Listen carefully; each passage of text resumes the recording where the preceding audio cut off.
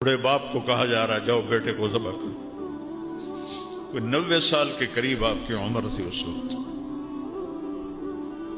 تو 90 سال کا بوڑھا باپ چھری جیب میں ڈال کے 1500 کلومیٹر کا سفر طے کر رہا تھا. تو کچھ سوچتے ہو کہ اس کے دل پہ کیا بیت رہی ہو؟ کیسے ذبح کروں گا، کیسے ذبح کروں، بیٹے کو ذبح کروں.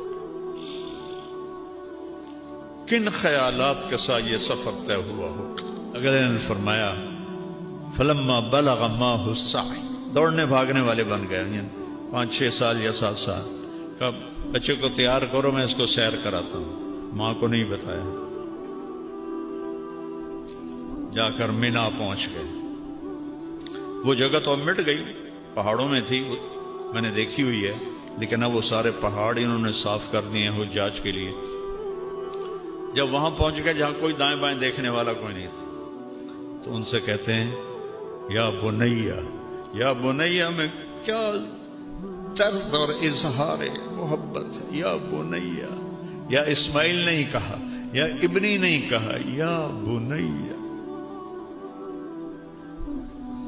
انی ارا فی المنام انی اذبحک فانظر ماذا ترى.